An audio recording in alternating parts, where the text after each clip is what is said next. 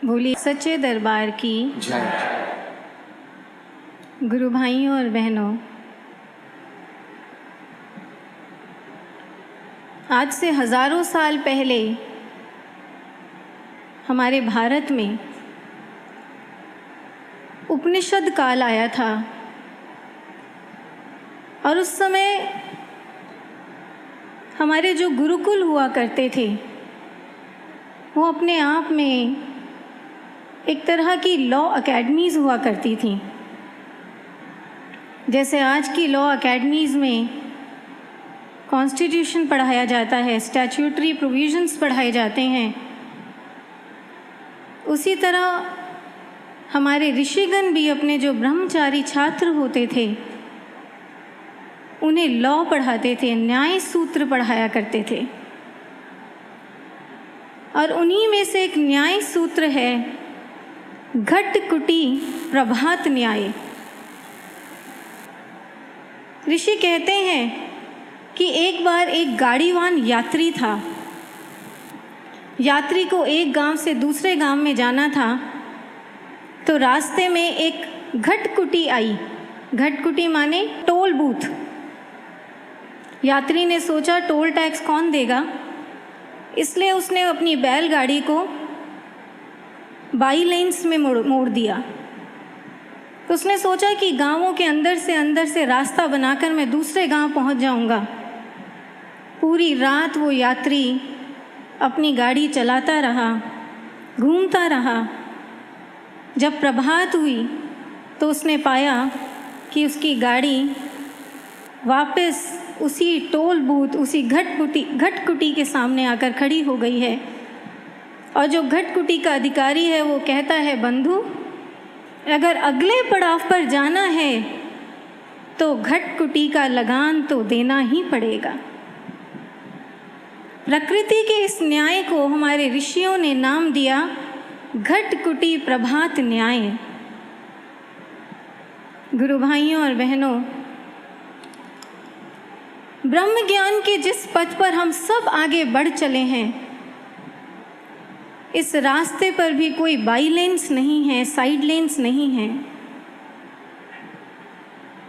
हम सोचें कि हमने महाराज जी से ब्रह्म ज्ञान ले लिया, लेकिन अब साथ ही हम फला तीर्थ में जाकर मन्नत मांग आते हैं, पंडित जी को घर बुलाकर पूजा पाठ करा लेते हैं, उपाय शुपाय करा लेते हैं, गाड़ी आगे चलती रहेगी। लेकिन गुरु भाइयों और बहनों, ये हमारा भुलावा है, क्योंकि गाड़ी चलती हुई ज़रूर लगती है, लेकिन वो घूमती है, भटकती है, कहीं पहुंचती नहीं है। अगर अगले पड़ाव पर जाना है, इस जन्म में नहीं तो अगले जन्म में जब भी हमें सुध आएगी कि हमें आत्म विकास के अगले पड़ाव पर जाना है, तो ब्रह्म ज्ञान के सीधे राजपथ से होकर गुजरना ही पड़ेगा। ब्रह्म ज्ञान की घटकुटी पर साधना का, सुमिरन का, सच्ची साधकता का लगान देना ही देना होगा।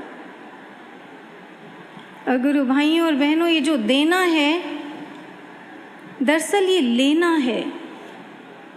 ब्रह्म ज्ञान की जो इकोनॉमिक्स है वो बिल्कुल अलग है।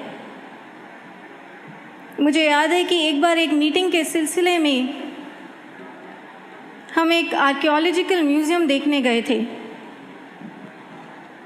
वहाँ पर Harappan culture, Mohenjodaro civilization, medieval period और उसके बाद गुप्ता काल, मौर्यन काल, ऐसे प्राचीन समय की जो मूर्तियाँ हैं, देवी देवताओं की मूर्तियाँ वहाँ डिस्प्ले की गई थी। सैकड़ों मूर्तियाँ जो आर्कियोलॉजिस्ट ने ज़मीन खोद कर निकाली थी और वहाँ डिस्प्ले हुई थी म्यूज़ियम में। उन सारी मूर्तियों को देखने के बाद हमें उनमें एक बड़ी अजीब बात देखने को मिली उन मूर्तियों में, जो हमने वापस आकर महाराज जी को भी बताई।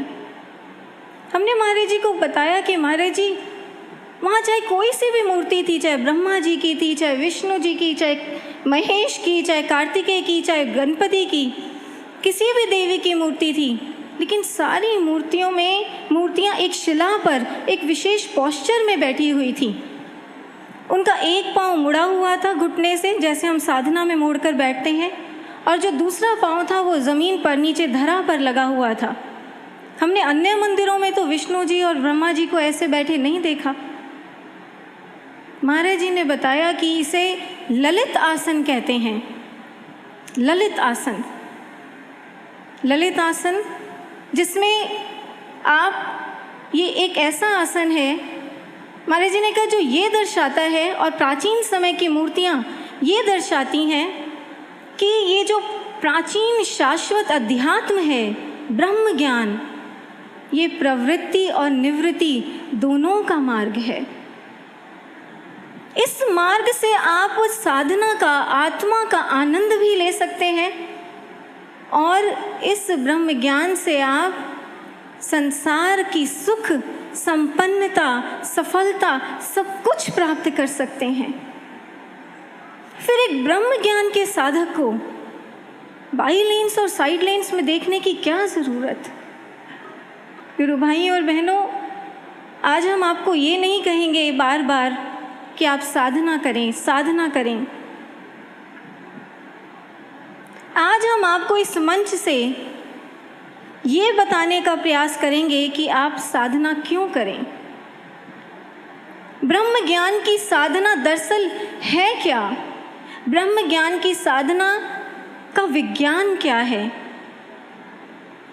देखिए, हमारे जीवन में कोई भी दुख है, आज कोई भी कला है, कोई भी क्लेश है, चाहे वो संसारिक दुख है, चाहे वो आध्यात्मिक दुख है, चाहे हम संसार में असफल हैं, दुखी हैं, परेशान हैं, या हमारी साधकता उड़ान नहीं भर पा रही है, इन दोनों ही कुंठाओं के पीछे मोटे तौर पर दो कारण, दो रीजंस हुआ करते हैं। और वो दो रीजंस कौन से हैं? एक हमारे मन के विचार, और दूसरा हमारे चित्त के संस्कार। एक बार इसी यहाँ पर झूले पर महाराज जी से एक गुरु भाई ने कहा था, महाराज जी क्या करूँ, मन बहुत दुखी रहता है। तो महाराज जी ने कहा था, मन है तो दुख तो होगा ही। अगर मन नहीं है, जहाँ अमन है वहीं अमन है, शांति है। इसलिए हमारे हर आंसू, हमारी हर आहा के पीछे हमारा खुद का मन है। मेरे साथ ही ऐसा क्यों होता है? मैं ही पीछे क्यों रह जाता हूँ? मुझे कौन आगे बढ़ने से रोकता है? हमारी इन सब समस्याओं, इन सभी प्रश्नों के पीछे हमारा खुद का चित्त है, हमारे खुद के पूर्व में किए हुए कर्म और संस्कार हैं। अब आप देखिए, जो ब्रह्म ज्ञान की साधना है वो कैसे इन दोनों प्रॉब्लम एलिमेंट्स, जो मन है और चित्त है, इन दोनों प्रॉब्लम एलिमेंट्स पर जड़ से काम करती है। जिस समय महाराज जी हमें ब्रह्म ज्ञान की दीक्षा देते हैं, हमारे अंतर में वो शक्ति का प्रवाह जाता है महाराज जी की कृपा से। उस समय हमारे सभी निम्न चक्रों को भेद कर महाराज जी की शक्ति सीधा इस आज्ञा चक्र को और ब्रह्मरंध्र को जागृत कर देती है। सीधा ये एक्टिवेट हो जाते हैं आज्ञा चक्र और ब्रह्मरंध्र।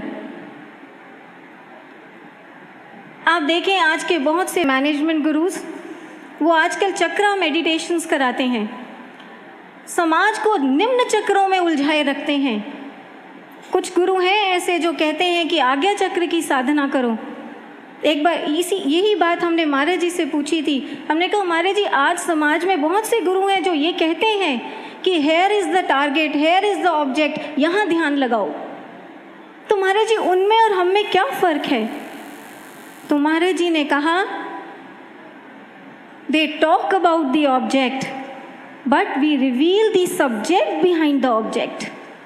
वो बिंदु की बात करते हैं, हम बिंदु के पीछे सिंधु प्रकट कर देते हैं, हम ईश्वर को प्रत्यक्ष दिखा देते हैं। ये फर्क है हम में और उनमें।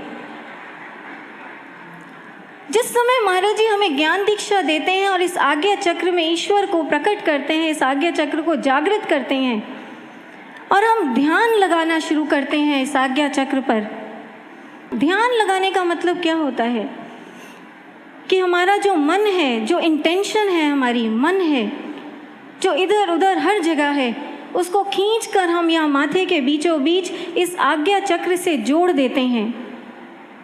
ये मन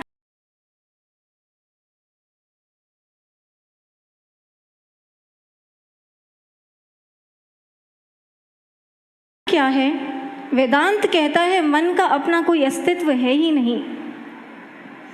वेदांत कहता है कि आपकी इंद्रियां जो हैं, आँख है, कान है, नाक है, मुंह है, ये बाहर के संसार से जो जो इनपुट्स लेते हैं, उन्हीं इनपुट्स को लेकर आपका मन विचारों के रूप में रिफ्लेक्ट करना शुरू करता है। यही मन है। लेकिन जब आप इसी मन को इस ध्यान चक्र पर लगा देते हैं, इस आज्ञा चक्र पर लगा देते हैं, ध्यान लगाकर बैठते हैं, तो देखिए क्या होता है। आंखें बंद हैं आपकी, आप एकांत में अक्सर बैठते हैं साधना के समय, आपका मन आज्ञा चक्र से जुड़ चुका है। तो ऐसे में जो बहुत हद तक क्या होता है कि आपकी जो इंद्रियां हैं वो बाहर से इनपुट्स लेकर आपके मन तक पहुंचाना बंद कर देती हैं। आपकी इंद्रियों के इनपुट्स आपके मन तक पहुंचना बंद हो जाते हैं, जो मन यहाँ टिका हुआ है। अब ये जो चेतन मन है, यहाँ रहने वाला मन, इसको खाली बैठने की आदत नहीं है। ये मन खाली नहीं बैठ सकता, इनपुट्स के बिना इसका अस्तित्व ही नहीं है। इनपुट्स नहीं मिलेंगे तो ये सस्टेन कैसे करेगा? इसलिए होता क्या है, इस मन के पास जब बाहर से इनपुट्स आने बंद हो जाते हैं तो अंदर से इनपुट्स आने शुरू होते हैं। मॉडर्न साइकोलॉजी कहती है सेंसरी डिप्राइवेशन की स्टेट में, माने जब आपकी सेंसरी ऑर्गन्स, इंद्रियां आपके मन को डिप्राइव कर दें, वंचित कर दें, संकेत देना भेजना बंद कर दें, उस सेंसरी डिप्राइवेशन की स्टेट में क्या होता है, आपके अनकॉन्शियस माइंड से इनपुट्स निकल कर ऊपर कॉन्शियस माइंड तक आने लगते हैं। पूरी की पूरी मॉडर्न साइकोलॉजी की थेरेपीज इस एक रहस्य पर टिकी हुई हैं। और वेदांत की भाषा में अगर हम समझें तो वेदांत कहता है कि जब मन तक बाहरी इंद्रियों से इनपुट्स आने बंद हो जाते हैं और मन यहाँ टिका है, तो चित्त से इनपुट्स निकल कर चित्त में जो संस्कार हैं, जो विकार हैं, जो वृत्तियाँ हमारी जमा हुई हुई हैं जन्मों जन्मों की, वो इनपुट्स निकल कर चित्त से हमारे मन तक पहुंचने शुरू करते हैं, हमारे मन तक पहुंचने लगते हैं। तभी आपने देखा होगा प्रेमी साधकों, जब आप ध्यान करना शुरू करते हैं और गहनता में जाते हैं, तो कई बार इतने समय पुरानी बातें, बहुत पुरानी बातें, जिनको आप कहते हैं कि चलते फिरते कभी सोचा ही नहीं, लेकिन वो पुरानी बातें भी दिमाग में आकर घूमने लगती हैं। वो होता क्या है, वो चित्त से संस्कार और विकार और वृत्तियाँ निकल कर मन तक आती हैं। तो ऐसे में देखिए हो क्या रहा है, जिस समय आप आज्ञा चक्र के ध्यान में बैठे हैं, आपका मन और आपका चित्त दोनों मिलकर इस केंद्र बिंदु पर, इस आज्ञा चक्र पर आकर जुड़ जाते हैं। मन और चित्त दोनों ध्यान लगाते हैं इस आज्ञा चक्र पर। मन और चित्त के यहाँ जुड़ने से अब फायदा क्या होता है, ये समझने की बात है। इसको हम एक उपनिषद की, मुंडको उपनिषद की एक छोटी सी कहानी से समझेंगे। ऋषि कहते हैं एक पेड़ है, एक वृक्ष है, इस वृक्ष पर दो पक्षी रहा करते हैं। एक जो पक्षी है वो सबसे ऊंची शाखा पर, सबसे ऊंची डाल पर बैठता है और ना कुछ खाता है ना पीता है, बस देखता है, साक्षी बनकर देखता रहता है, आनंदित और मस्त रहता है। लेकिन जो दूसरा पक्षी है, वो पक्षी नीचे की डालियों पर इत उत कूदता फुदकता रहता है, व्याकुल है, कभी सुख के मीठे फल खाता है तो हंसता है, दुख के कड़वे फल खाता है तो रोता है। ऋषि अगले श्लोक में समझाते हैं कि हमारा जो शरीर है यही वो वृक्ष है, सबसे ऊंची डाली पर बैठने वाला पक्षी आत्मा है, जागृत आत्मा है, और वो आत्मा सबसे ऊंची डाली पर यानी इस स्थल पर बैठी है। और जो नीचे डालों वाला पक्षी है वो जीव है, जिसमें मन है, चित्त है, बुद्धि है, अहंकार है। शिष्य पूछता है ऋषि से, ऋषिवर, ये जो नीचे डालों वाला पक्षी है, बेचैन पक्षी, इसकी बेचैनी कैसे दूर हो सकती है? ये कब शोक रहित हो पाता है? अब देखिए ऋषि क्या जवाब देते हैं। ऋषि कहते हैं, इतम अस्य महिमानम पश्यति, कि जब ये नीचे वाला पक्षी ऊंचे वाले पक्षी, ऊंची डाल वाले पक्षी की महिमा को देख लेता है, माने जब मन और चित्त वाला जीव आत्मा का साक्षात्कार दर्शन कर लेते हैं। अगले श्लोक में फिर एम्फसाइज करते हैं ऋषि, वो कहते हैं, यदा पश्यते रुक्म वर्णम, कि जब नीचे वाला पक्षी पश्य दृष्टा बनकर ऊपर वाले पक्षी के रुक्म वर्ण यानी दिव्य प्रकाश स्वरूप को देखता रहता है, माने जब मन चित्त दिव्य प्रकाश स्वरूप आत्मा का दर्शन दृष्टा बनकर करते रहते हैं, ध्यान लगाए रखते हैं, तो ऐसे में दो घटनाएं घट जाती हैं। ऋषि कहते हैं, मन वीत शोकः, मन शोक रहित हो जाता है, और चित्त पुण्य पाप विद्युयः, कि मन चित्त जो है वो पाप पुण्य के संस्कारों से मुक्त हो जाता है। इतनी महान सुप्रीम सॉवरेन साइंस है ब्रह्म ज्ञान।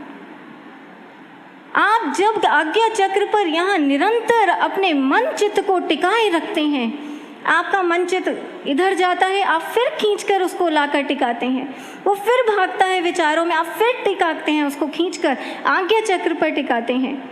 तो ऐसे में गुरु भाइयों और बहनों, गीता कहती है, ज्ञान अग्नि सर्व कर्माणि भस्मसात् कुरुते यथा, कि यहाँ जो ज्ञान की अग्नि दिव्य प्रकाश स्वरूप आत्मा है, उसकी अग्नि में आपके सारे कर्म संस्कार जलकर स्वाहा हो जाते हैं। उपनिषद कहते हैं, यदि शैल समम पापम विस्तीर्णम बहुयोजनम, कि अगर आपके पाप पहाड़ जितने हैं, शैल समम, पहाड़ जितने पाप हैं, विकार हैं आपके, और वो जो पहाड़ है वो बहुयोजन तक विस्तीर्ण है, उसका विस्तार बहुयोजन तक है, तब भी घबराने की बात नहीं। क्यों? विद्यते ध्यान योगेन, ध्यान योग से आप उनको, उस पहाड़ को छिन्न भिन्न कर सकते हैं, उन विकारों को, उस पहाड़ को, उन पापों को। योग दर्शन कहता है, चित्त वृत्ति निरोधः, आपके चित्त की एक एक वृत्ति का यहाँ आकर निरोध होने लगता है, क्योंकि चित्त आत्मा से जुड़ चुका है। अगर आप में क्रोध है, कुछ लोग कहते हैं गुस्सा है, हमें गुस्से की वृत्ति है, क्रोध की वृत्ति है, आप इंटरनेट पर गूगल करें, आपको टिप्स मिलनी शुरू होती हैं। ठंडा पानी पिएं जब गुस्सा आए, कुछ समय के लिए उस स्थान या उस व्यक्ति को छोड़ दें, लेकिन ये टेम्पररी सॉल्यूशंस हैं। लेकिन ब्रह्म ज्ञान देखिए, जब आप आज्ञा चक्र के इनर नेट पर गूगल करते हैं, इन दो आईब्रोज के बीच के ब्राउज़र पर ध्यान लगाते हैं, गूगल करते हैं, ध्यान लगाते हैं, तब क्या होता है? उस समय ऑटोमेटिकली आपकी एक एक वृत्ति का निरोध होना शुरू होता है। एक एक वृत्ति पर शिफ्ट डिलीट का बटन, परमानेंट डिलीट का बटन दबना शुरू हो जाता है। ऐसी महान साधना है ये आज्ञा चक्र की साधना। एक बार आपने अखंड ज्ञान में पढ़ा होगा, एक भाई को, गुरु भाई को महाराज जी ने कहा, तू मस्त रहा कर। गुरु भाई ने अनुभव किया कि मस्त रहना तो आसान काम नहीं है, छोटी छोटी बातें हमें डिस्टर्ब कर जाती हैं, कैसे मस्त रहा जाए। तो उसने मन से महाराज जी से प्रार्थना की, उसने कहा, महाराज जी आपने मस्त रहने की आज्ञा दी है, तो मस्त रहने की विधि भी बता दो प्रभु। तो उन्हीं दिनों महाराज जी ने एक मीटिंग ली समर्पित भाइयों की, और उस मीटिंग में महाराज जी ने भाइयों से पूछा कि कूटस्थ होने का अर्थ जानते हो? कूटस्थ होने का अर्थ, कूटस्थ का मतलब होता है त्रिकुटी, यानी त्रिकूट पर स्थित होना। महाराज जी ने कहा जो कूटस्थ होता है वो मस्त हो जाता है। इतनी महान ये आज्ञा चक्र की साधना है गुरु भाइयों और बहनों। तो ऐसे में आज हम पूछना चाहते हैं उन लोगों से, प्रश्न करना चाहते हैं जो लोग कहते हैं कि फला में जाकर मत्था टेक आओ या मन्नत मांग आओ। हम पूछना चाहते हैं कि एक ब्रह्म ज्ञानी के जागृत आज्ञा चक्र से बेहतर क्या क्या इस पूरे ब्रह्मांड में कोई ऐसा स्थल है जहाँ पर बिना मांगे ही सारी मन्नतें पूरी हो जाती हों? हमारी मन्नतों, हमारी खुशियों के जो बाधक हैं चित्त और मन, उन्हीं का निरोध हो जाता हो। हम पूछना चाहते हैं आज उन लोगों से जो कह देते हैं बड़ी सहजता के साथ कि जी सब जगह एक जैसा है, कहीं भी हो आइए, कहीं भी चले जाइए, सब एक जैसे हैं। कैसे एक जैसे हैं? क्या इस पूरे विश्व में कोई ऐसा ज्ञान, कोई ऐसी दरबार, कोई ऐसी टेक्नोलॉजी, कोई ऐसी एल्गोरिथम या मॉडल, कोई ऐसा कर्मकांड, कोई ऐसा तंत्र मंत्र पूजा पाठ, कोई है ऐसा जो आपको इस सुप्रीम स्टैंड पॉइंट को मास्टर करना सिखाता हो? जिसके लिए आर्किमिडीज ने, मैथमेटिशियन ने कहा था, I can hold the whole world on my finger if I get that standpoint. मैं पूरी पृथ्वी को अपनी उंगली के इशारों पर चला सकता हूँ अगर मुझे सृष्टि का वो जागृत केंद्र बिंदु मिल जाए। ये है वो केंद्र बिंदु जागृत। गुरु भाइयों और बहनों, झंझोड़े हम आज अपने आप को। अगर हमारी आस्था कहीं पर अटकी हुई है, उसे वहाँ से हटाएं और ब्रह्म ज्ञान की साधना पर एक टक फोकस्ड करें। क्योंकि आज हमने सिर्फ आज्ञा चक्र की साधना, आज्ञा चक्र के विज्ञान को, वो भी अंश भर विज्ञान को समझा है, लेकिन अनहद नाद का अपना विज्ञान है, अमृत की युक्ति का अपना विज्ञान है, और जो आदि नाम का सुमिरन है उसकी सुपर कॉस्मिक साइंस है।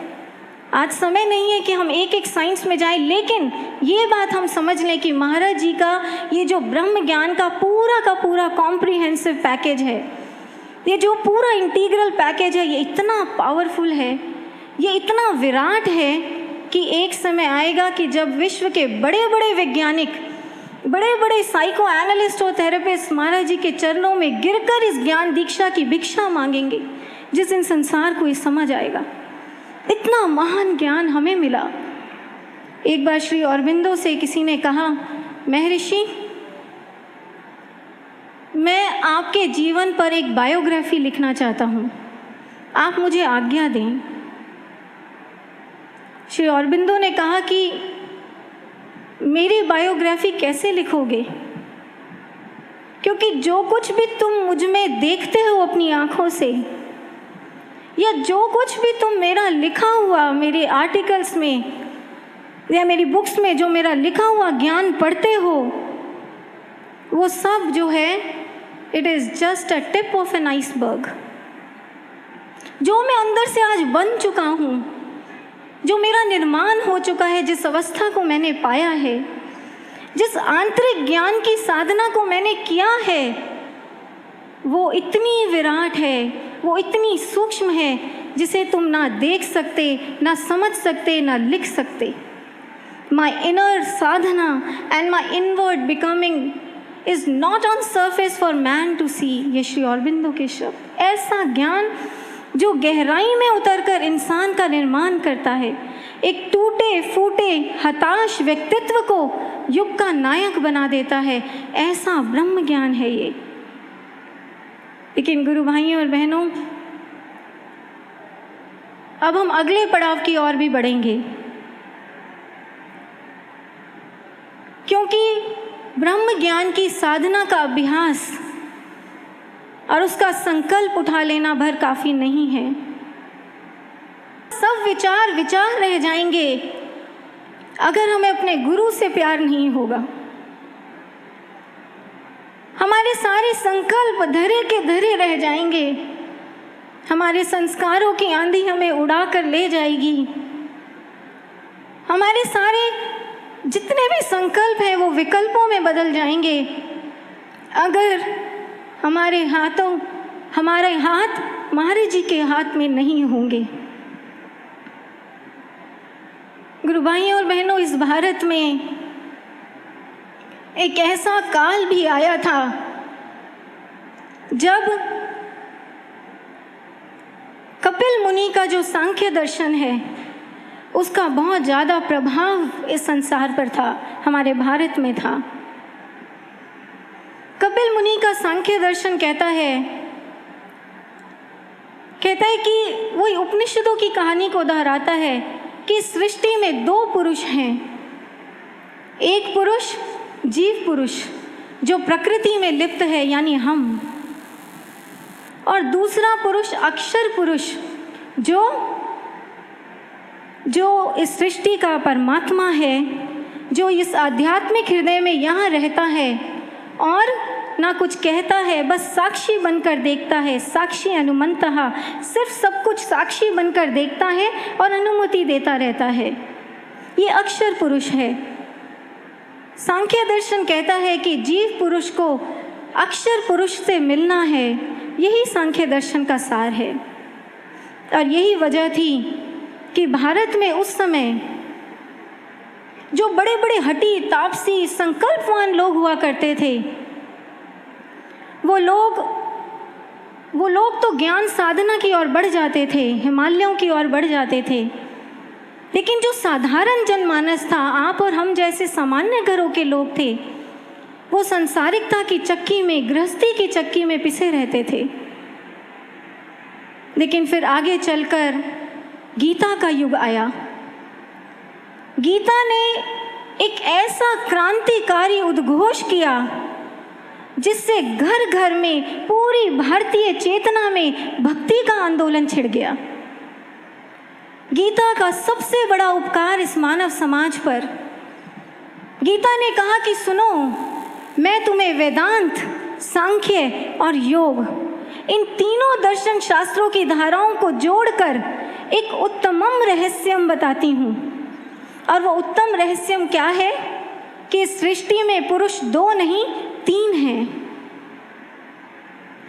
जीव पुरुष और अक्षर पुरुष से ऊपर से आगे एक तीसरा पुरुष भी है, उत्तम पुरुष, जिसे कहा पुरुषोत्तम।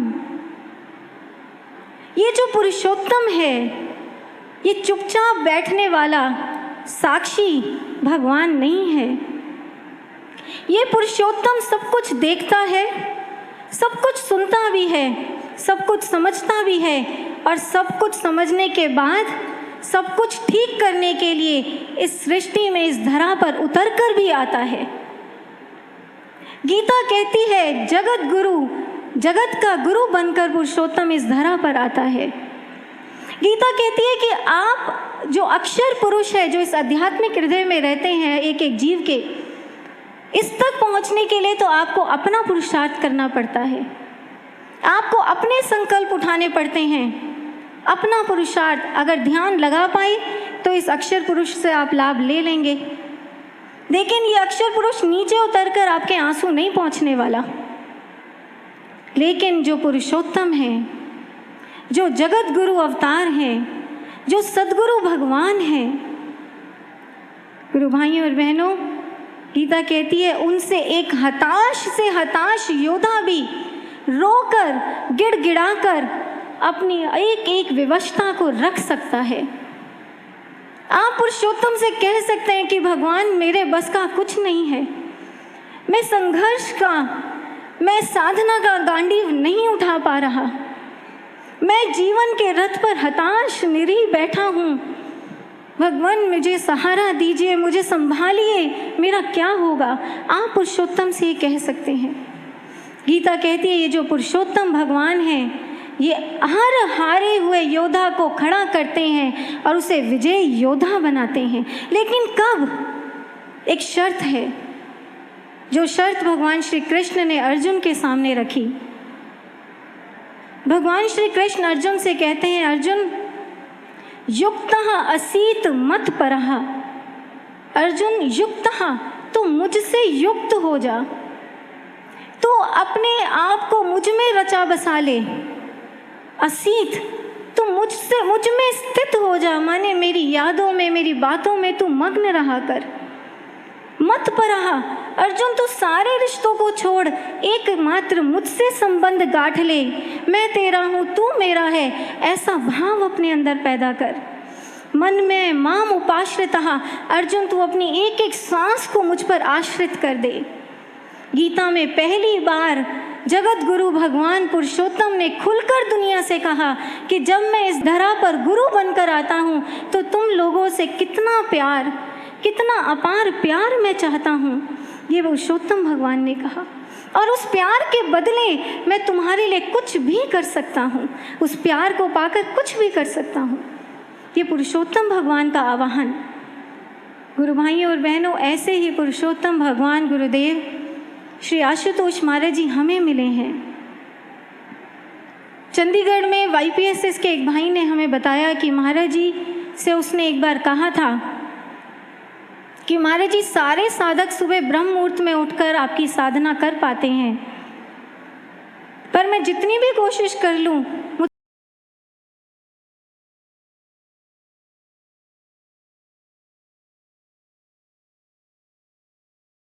हमें प्रेमी भक्त भी बनना है महाराज जी का, हमें ज्ञानी भक्त बनना है।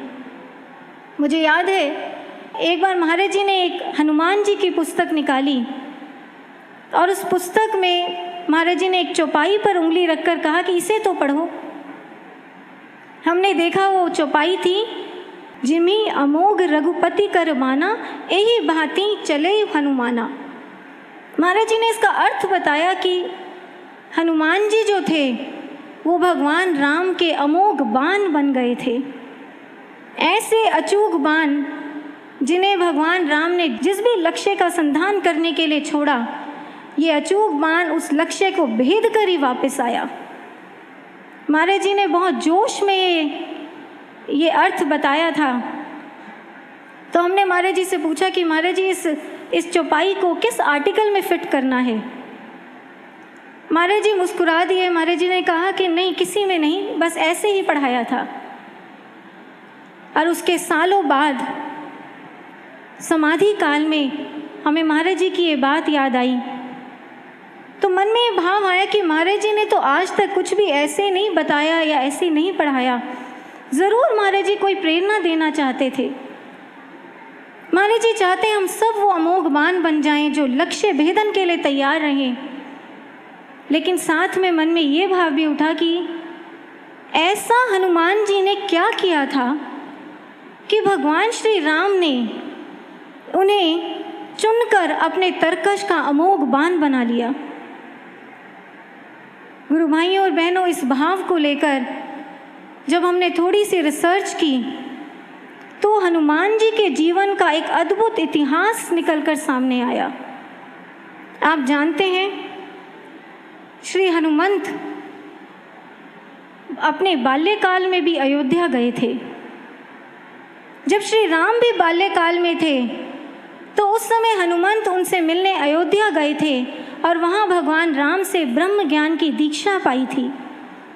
और दीक्षा पाने के बाद कई वर्ष हनुमान जी भगवान राम के सानिध्य में अयोध्या में ही रहे थे।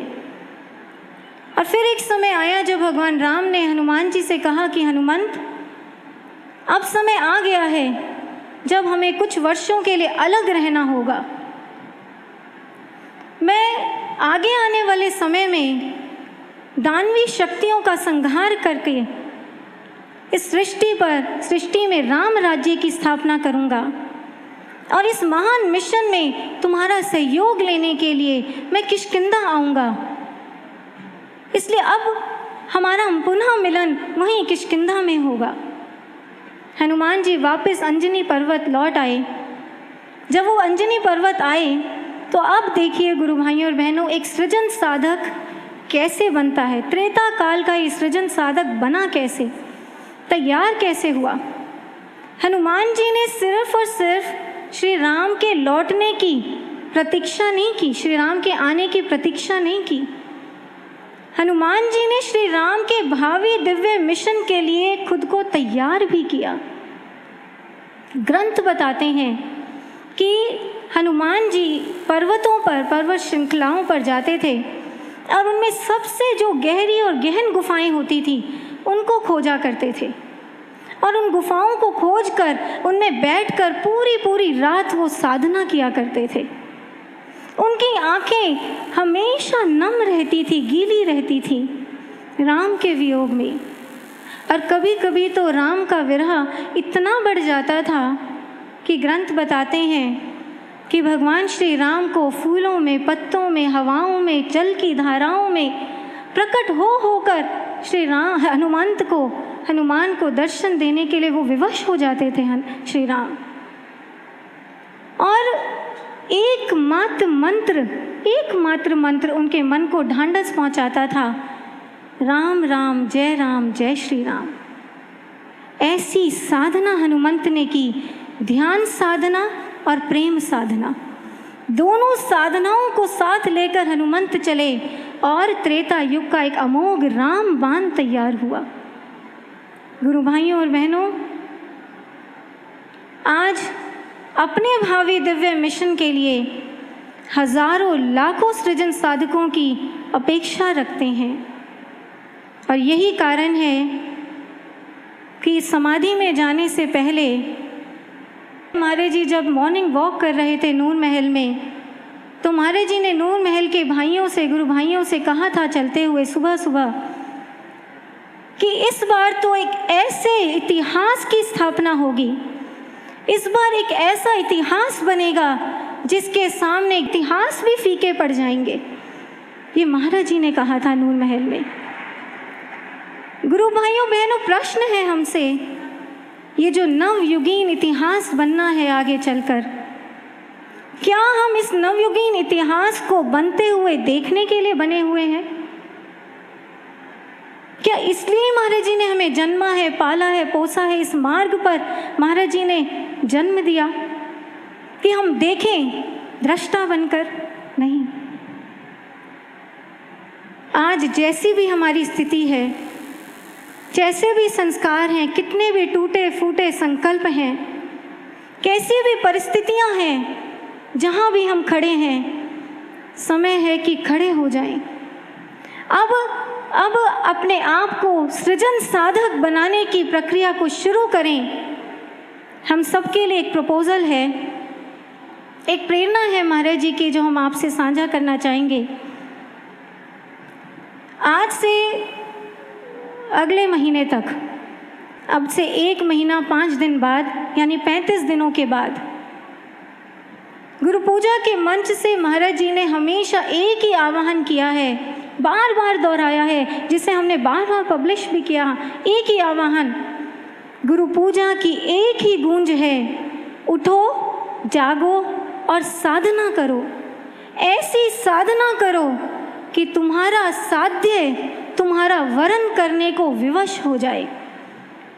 गुरु भाइयों और बहनों, क्या हम गुरु पूजा की इस गूंज को तैयारी का एक आंदोलन बना सकते हैं? आज से ही गुरु पूजा तक 35 दिनों तक पूरी शिद्दत के साथ जितना ज़्यादा हो सके हम अपने जीवन में प्रेम साधना और ध्यान साधना शुरू कर दें। जब भी समय मिले, अपनी जितनी भी आपके सांसारिक कर्तव्य हैं और मिशन के सेवा कार्य हैं, उनको निभाते हुए जब भी समय मिले, जहाँ भी टाइम स्लॉट मिले, वहाँ टाइम टेबल में अपनी साधना को फिट कर दें। कम से कम 4 घंटे की साधना तो करनी ही करनी है। और साधना के अलावा सुमिरन के छोटे छोटे एक्सपेरिमेंट्स हम करने शुरू करें। सुमिरन के लिए महाराज जी ने एक बार कहा था, जो साधक सुमिरन करता है, गुरु उसके पीछे पीछे चलता है, गुरु उसका दीवाना हो जाता है, गुरु चाहकर भी उसे भूल नहीं पाता, गुरु उसे खुद पकड़ता है। ये डायरेक्ट शब्द है महाराज जी के, जो लिखे हुए हैं हमारे पास। ऐसी महान सुमिरन की महिमा है। इसलिए अपने जीवन में जब भी समय मिले, मन बुद्धि कोई विशेष कार्य ना कर रहे हो, सुमिरन के छोटे छोटे एक्सपेरिमेंट्स। आप लिफ्ट में हो, सुमिरन करें। आप मेट्रो में हैं, सुमिरन करें। आप सड़क पर, फुटपाथ पर चल रहे हैं, सुमिरन करें। ये बातें सुनने में छोटी छोटी लगती हैं, लेकिन ये हमारे अभ्यास को बढ़ाती हैं। जब भी हम उन सीढ़ियों के पास आएँ, जब भी हम उस लिफ्ट के पास आएँ, जब भी हम कोई वो विशेष कार्य कर रहे हों, हमें सुमिरन की याद आई। ऐसे सुमिरन के छोटे छोटे एक्सपेरिमेंट्स करके अपने अभ्यास को बढ़ाएं। और अगर सुमिरन नहीं तो पूरे दिन में ये भी कोशिश करें, महाराज जी के स्वरूप से, महाराज जी के लॉकेट को पकड़ के महाराज जी से बातें करें। अपनी हर हृदय की बात जो आप साथ वाले को ढूंढते हैं, फ़ोन मिलाकर सोचते हैं बात रखूं, आप महाराज जी से पहले शेयर करें। गुरु से आत्मीयता बढ़ाई, गुरु से प्रेम करें। और हो सकता है गुरु भाइयों बहनों, जब हम इस तरह एक एक मिनट अपना साधना का अभियान छेड़ देंगे, एक मिनट भी व्यर्थ नहीं करेंगे, तो हो सकता है जो गुरु पूजा है आने वाली, उसमें हमें हमारी साधकता का एक रिपोर्ट कार्ड मिले। हो सकता है महाराज जी सुबह की साधना में मुस्कुराते हुए हमें दर्शन दे दें, दर्शन देने के लिए हमारा वरण कर लें, तो हमारी गुरु पूजा भी सार्थक हो जाएगी। बोलिए श्री सद्गुरुदेव भगवान की, सच्चे दरबार की जय।